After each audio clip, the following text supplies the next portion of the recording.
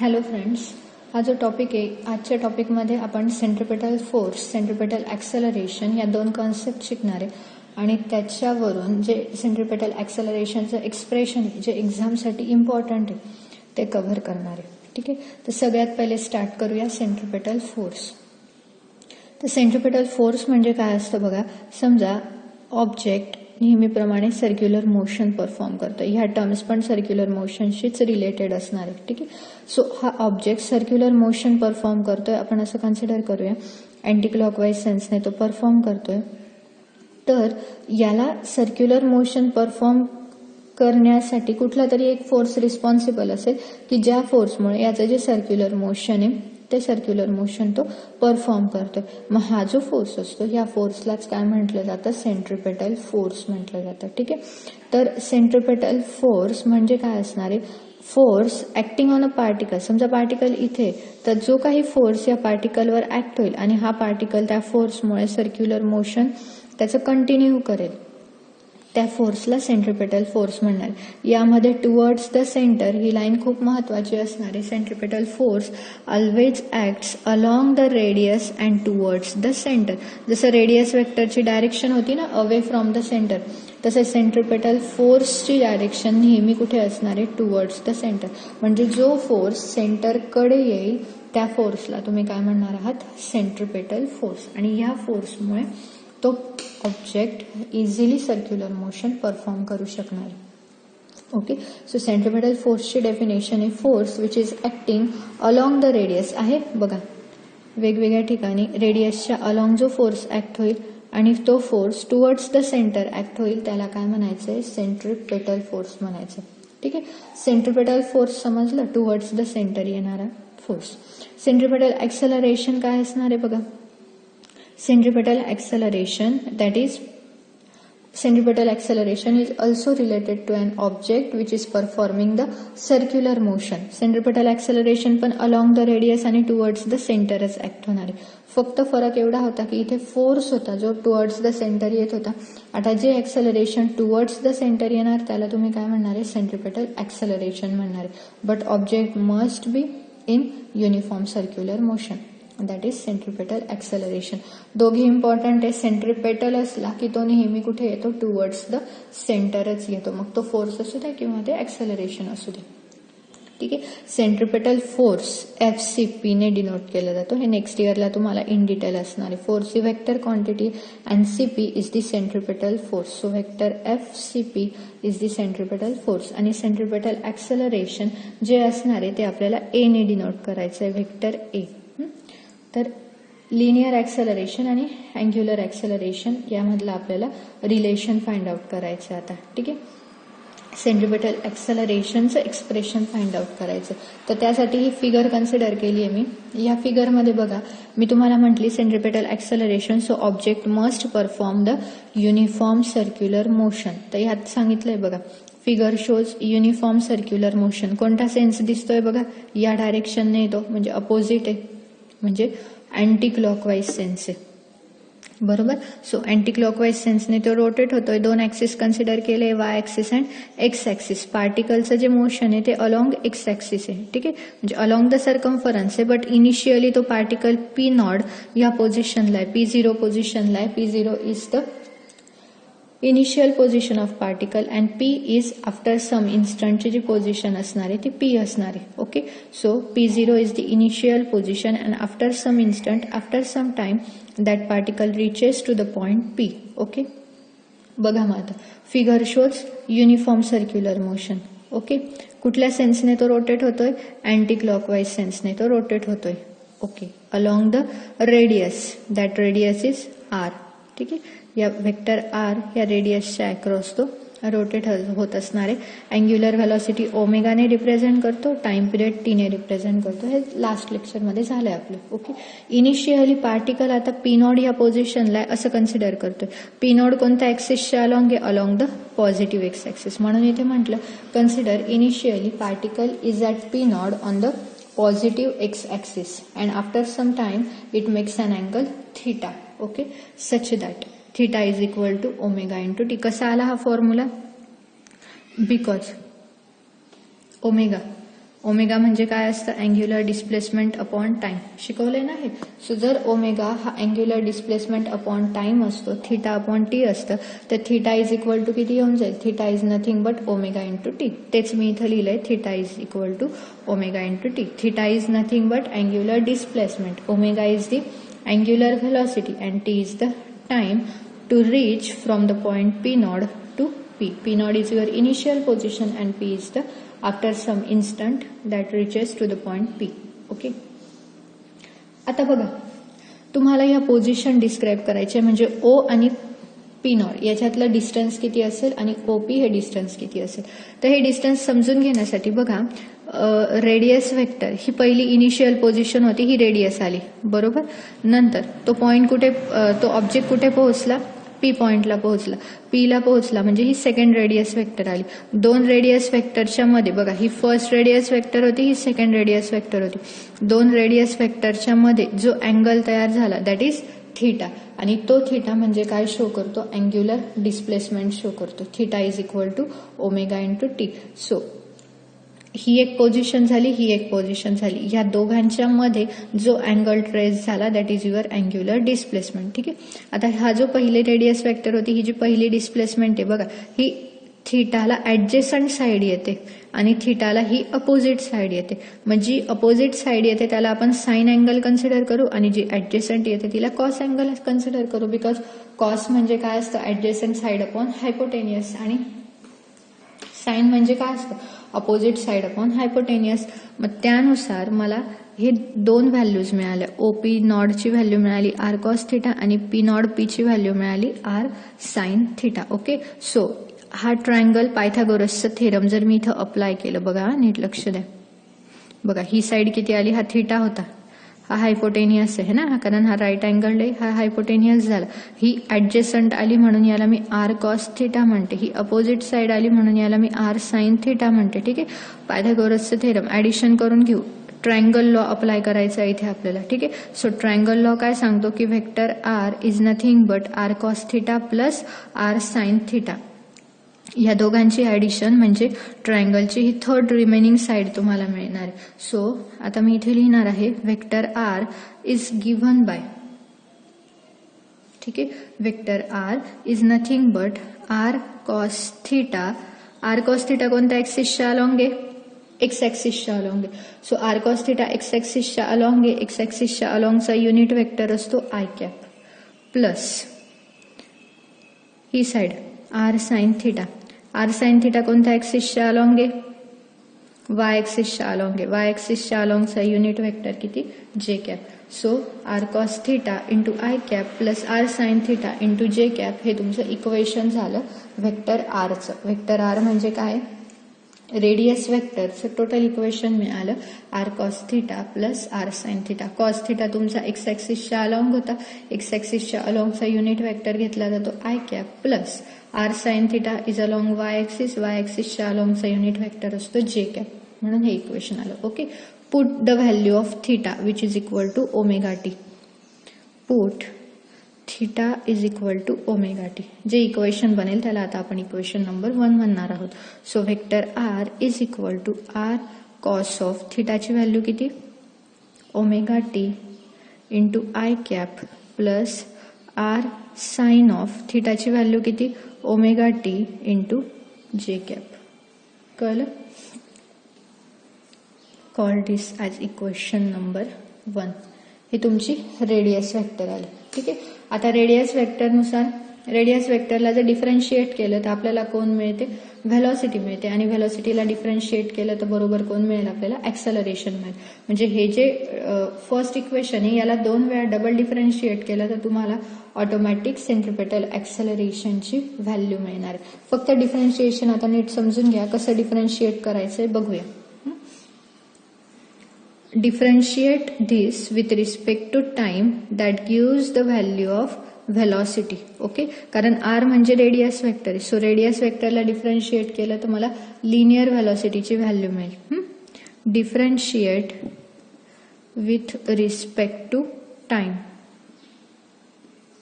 ठीक आहे. सो याला डिफरन्शिएट केलं तर डिफरन्शिएशन जे आहे ते डिफरन्शिएशन मला dr याचं डिफरन्शिएशन झालं तर त्याला dr म्हणणार आपण. विथ रिस्पेक्ट टू टाइम आहे म्हणून dt.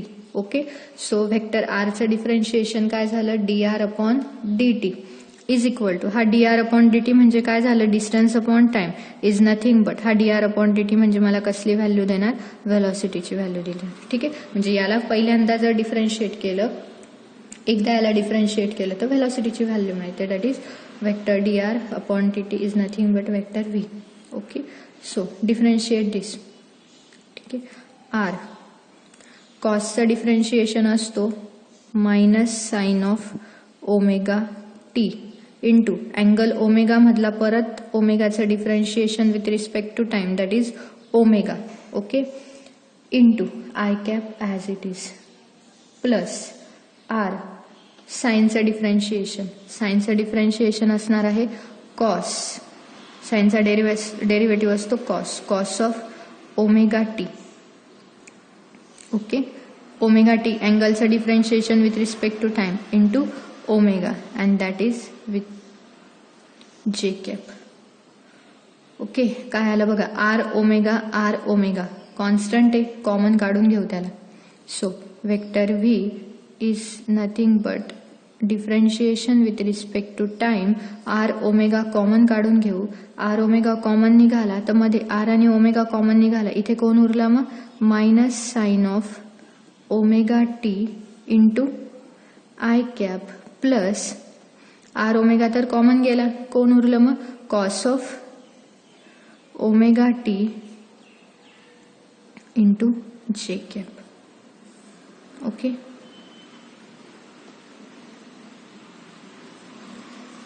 काय केलं, differentiate with respect to time r as it is. ठीक आहे, कॉसचं डिफरन्शिएशन काय, u into v rule apply करायचं इथे. कॉसचं डिफरन्शिएशन काय, minus sine of omega t, omega टीचं differentiation into omega i cap as it is plus हा कॉन्स्टंट ठेवून याचं डिफरन्शिएशन घ्यायचं असतं, याचं differentiation with respect to time. ठीक आहे, प्लस तो झिरोच येणार आहे म्हणून फक्त ही टर्म घेतली आहे मी, प्लस हा आर कॉसचं साइनचं differentiation cos omega t as it is into omega angle omega टीला परत डिफरन्शिएट केलं with respect to time that is omega आणि j cap. R omega common होता, कॉमन काढला, कोण उरलं मग फक्त minus sine of omega t into i cap plus cos of omega t into j cap. ठीक आहे, नेक्स्ट स्टेप, याला परत एकदा डिफरन्शिएशन करायचे तेव्हा तुम्हाला ॲक्सेलरेशनची व्हॅल्यू मिळणार आहे. ठीक आहे, differentiate again with respect to time. Okay, so हे इक्वेशन मी इथे लिहून घेते की तुम्हाला समजायला सोपं जाईल.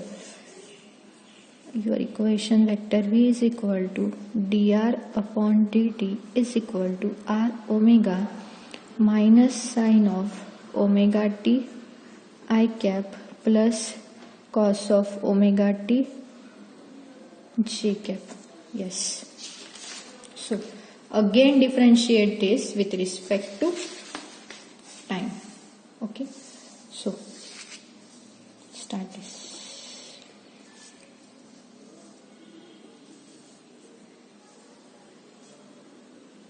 Differentiate again with respect to time. व्हेलॉसिटीला डिफरन्शिएट केलं विथ रिस्पेक्ट टू टाइम की तुम्हाला ॲक्सेलरेशन मिळतं. ओके, सो ॲक्सेलरेशन इज, याला डिफरन्शिएट करतोय विथ रिस्पेक्ट टू टाइम म्हणजे dv बाय dt आणि dv बाय dt म्हणजेच काय असतं, ॲक्सेलरेशन असतं. Is equal to r omega common आहे त्याला तसंच राहू दे, परत मागे जसं डिफरन्शिएट केलं तसंच डिफरन्शिएट करूया. ठीक आहे, साइनचं डिफरन्शिएशन, साइनचा डेरिव्हेटिव्ह असतो कॉस, मायनस साइन तसंच राहील, साइनचा derivative cos omega t, sine omega टीचं डिफरन्शिएशन काय, cos omega t into omega t मधला कोण येईल, ओमेगा आणि i cap as it is plus कॉसचं डिफरन्शिएशन काय असतं, minus sine of omega t, omega टीचा डिफरन्शिएशन, ओमेगा टीचा derivative with respect to time that is omega into j cap. Okay, so r omega मध्ये घेऊन जाऊया, कोण कॉमन निघतं बघूया. ठीक आहे. सो आर ओमेगा हवं तर आर ओमेगा तसंच राहू देऊ, इथून ओमेगा आणि ओमेगा कॉमन निघेल तो पुन्हा. ठीक आहे. पहिले साइन सॉर्ट आउट करून घेऊ सगळे, मग ओमेगा कॉमन काढू. So r omega minus this omega पुढे घेऊन येते मी, minus omega cos of omega t. Okay. Into i cap. Any difficulty? Omega फक्त पुढे घेतला, omega cos of omega t into i cap. So plus minus minus omega पुढे घेऊन येऊया, sine of omega t. Okay. कळतंय ना? बघा plus minus काय झालं, मायनस ओमेगा पुढे आणला, sine of omega t into j cap. Yes. Next आता कोण कॉमन निघतंय बघा, omega and omega get common. So हा ओमेगा आणि हा ओमेगा किती होऊन जाईल तुमचा, आर ओमेगा स्क्वेअर. असं करून घेऊया. नाहीतर आपण एक काम करू, ओमेगा ओमेगा राहू देऊ, तो ओमेगा इंटू हा ओमेगा, ओमेगा स्क्वेअर होईल आणि आरला मध्ये पाठवून देऊ. आर मध्ये गेला सो मायनस ओमेगा तर बाहेर आला पण आर मध्ये आला, काय येईल त्याचं, minus r cos of omega t into i cap. Okay.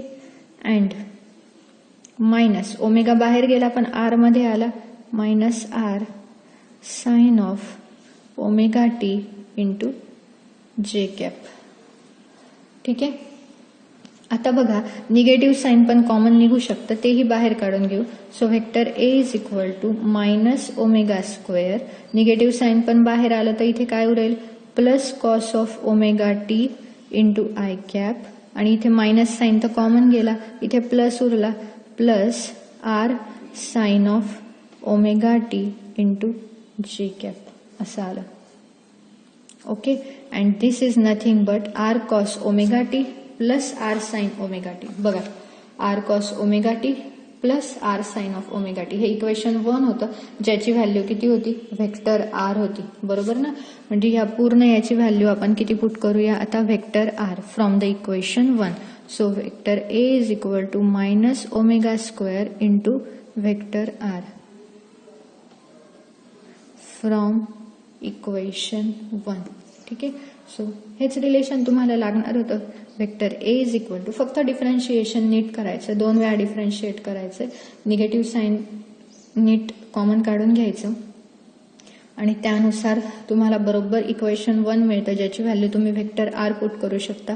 So vector a is equal to minus omega square into vector r and this is your required equation. The negative sign shows that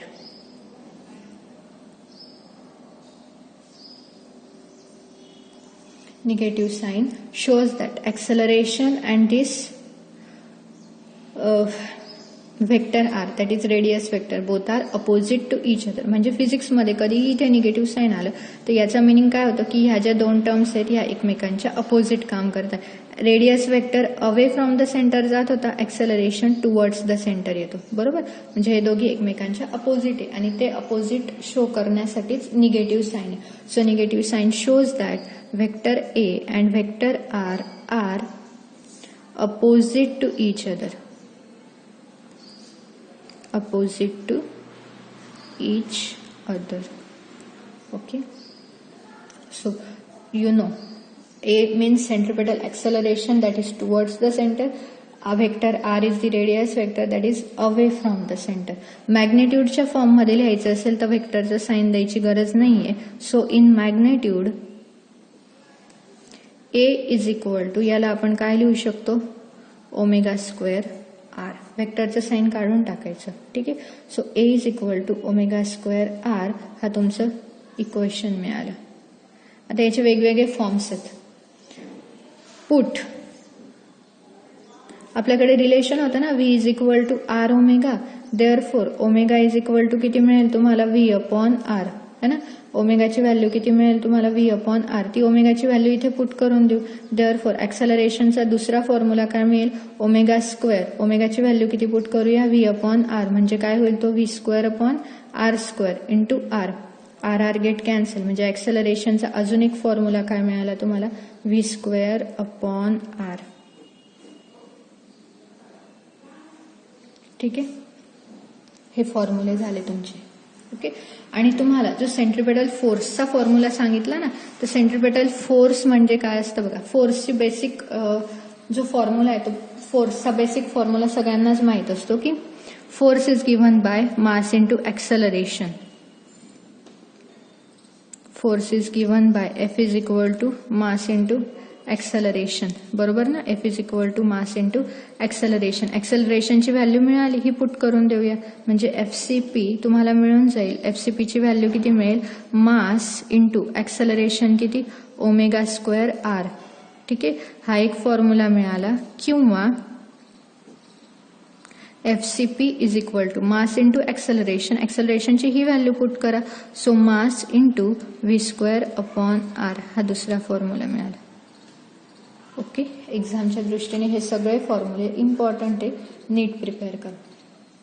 ठीक आहे, so याच्या next व्हिडिओमध्ये आपण last topic that is conical pendulum बद्दल discuss करणार आहे. Okay, thank you.